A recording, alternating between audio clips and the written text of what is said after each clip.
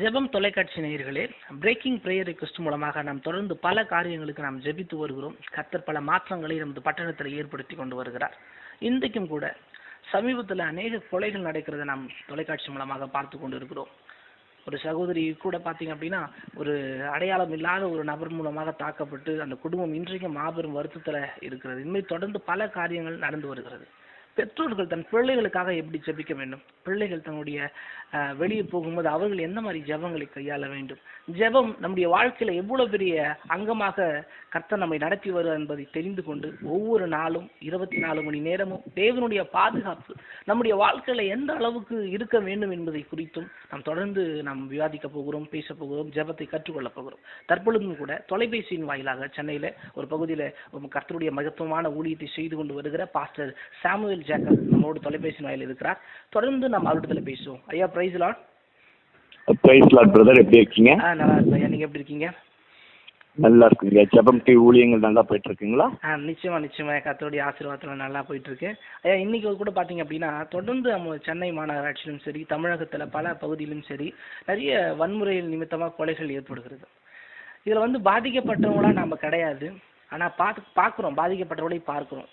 ஒரு நாள் நம்முடைய வாழ்க்கையில நம்முடைய குடும்பத்துல அது நடைபெறாமல் இருக்க எந்த மாதிரி ஜெபங்களை முதலாவது கையாள வேண்டும்? அதாவது இன்றைக்கு இப்ப சமீபத்துல சுவாதி என்கிற ஒரு வாலிப பெண்ணானவர் கொலை செய்யப்பட்டால், அதே போல நிறைய வழக்கறிஞர்கள் மற்றும் சென்னை மட்டுமல்ல தமிழ்நாட்டின் பல பகுதிகளில் இன்றைக்கு கொலையானது நடந்து கொண்டிருக்கிறது. இதற்கு முக்கியமான ஒரு ஜெபம் என்று சொன்னால், வேதத்துல ஒரு வசனம் நீங்க சொல்லும் போது எனக்கு ஞாபகம் வருது. சங்கீதம் 91 சங்கீதத்துல 10வது வசனத்துல, உன் வழிகளில் எல்லாம் உன்னை காக்கும்படிக்கு தம்முடைய தூதர்களுக்கு கட்டளையிடுவார் என்று சொல்லி வேதவசனம் சொல்லுது.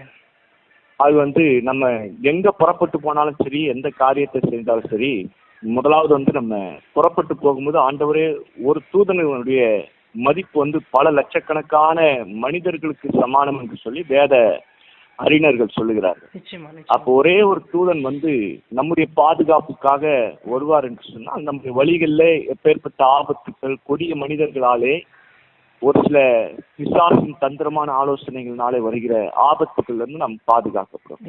நீங்க அடுத்து ஒரு காரியத்தை கேட்டீங்க, பெற்றோர்கள் எப்படிப்பட்ட ஒரு ஜெபத்தை கையாள வேண்டும் என்று சொல்லி. கண்டிப்பாக கேட்ட கேள்விக்கு நிச்சயமா பெற்றோர் பாத்தீங்கன்னா தன் குழந்தைங்களுக்கு சாப்பாடு ரெடி பண்ணி கொடுத்து அனுப்புறாங்க, அவங்களுக்கு தேவையான வண்டி வாங்கி தராங்க, எல்லாமே கொடுத்து அனுப்புறாங்க. ஆனா ஆவிக்குரிய விஷயமா அதுக்கான எந்த ஒரு முயற்சியும் இது வரைக்கும் யாரும் எடுக்கல. நாமளும் நிறைய அவங்களுக்கும் தெரியாது. நீங்க என்ன மாதிரி விஷயத்த கையாளலாம் சொல்லுங்க. அதாவது யோபு என்கிற ஒரு பக்தனை பார்த்தேன்னு சொன்னா, யோபு தன்னுடைய பிள்ளைகளுக்காக ஜெபம் பண்றான். ஒருவேளை தன்னுடைய பிள்ளைகள் பாவம் செய்திருப்பார்களோ என்கிற ஒரு எண்ணத்தோடு கூட அந்த யோபு என்கிற ஒரு பக்தன் தன்னுடைய பிள்ளைகளுக்காக ஆண்டவருடைய சந்நிதியிலே போயிட்டு அதுக்குரிய பலிகளை செலுத்துகிறான்.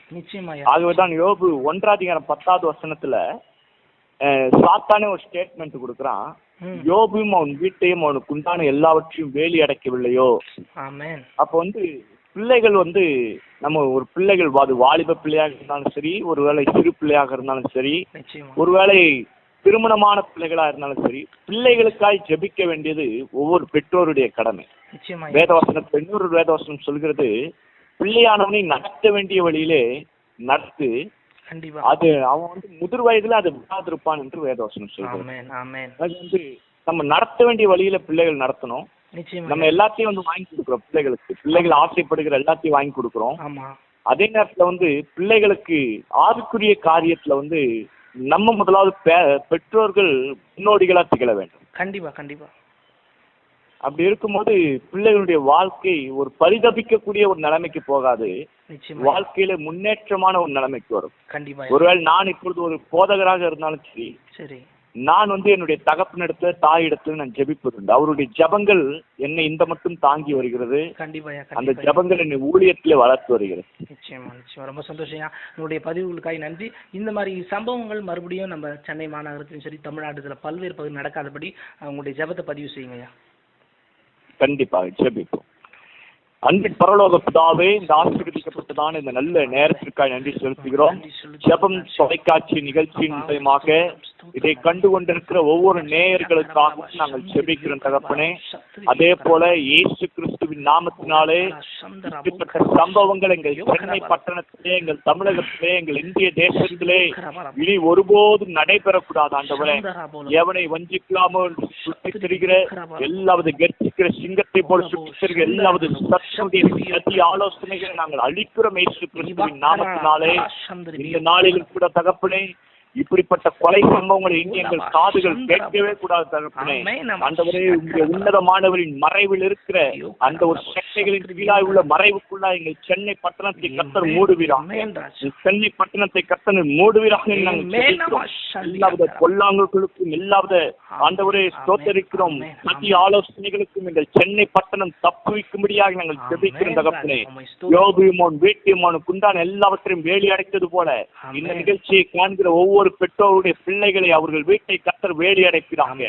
வாலிப பிரயாயத்தில் மாத்திரமல்ல, சிறு பிராயம் முதற்கொண்டு சாமுவேல் பிள்ளையாண்டானை போல மனிதனுக்கும் தேவனுக்கும் பிரியமாய் நடக்கிற பிள்ளைகளாய் வளருவார்களாக என்று நாங்கள் ஜெபிக்கிறோம் தகப்பனே.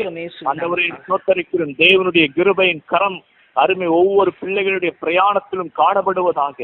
உன் வழியெல்லாம் முன்னை காக்கும்படிக்கு தம்முடைய தூதர்களுக்கு கட்டளையிடுவார் என்று சொல்லியிருக்கிறதே. உன் வழிகள் எல்லாம் அவரை நினைத்துக் கொள் என்று சொல்லியிருக்க இந்த வாலிப பிரயாயத்திலே வழியிலே ஆண்டவர் அநேக வாலிப பிள்ளைகள் வேறு ஒரு காரியத்தை சிந்திக்காதபடிக்கு உண்மை நினைத்து உண்மை பின்பற்றி வாழ்வதற்கு கர்த்தர் கிருபை கொடுக்கிறாக.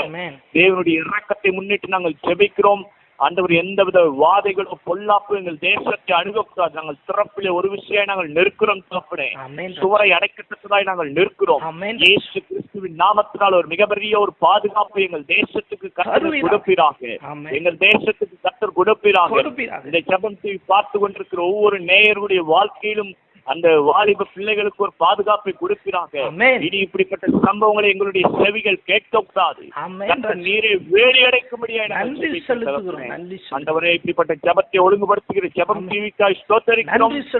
கொடாகொடியை வளர்ந்து பெருகட்டும் ஆண்டவரை. ஜெபம் என்கிற சேனையாய் நாங்கள் எழும்புகிறோம். ஜெபம் எல்லா இடங்களிலும் தொனிக்கட்டும் என்று நாங்கள் ஜெபிக்கிறோம். ஜெபத்தினாலே நாங்கள் ஜெயத்தை எடுக்கிறோம். எங்களுடைய ஆசீர்வாதத்தை நாங்கள் சுதந்தரித்துக் கொள்கிறோம். இயேசு கிறிஸ்துவின் நாமத்தில் ஜெபிக்கிறோம் நல்ல பிதாவே. ஆமென்.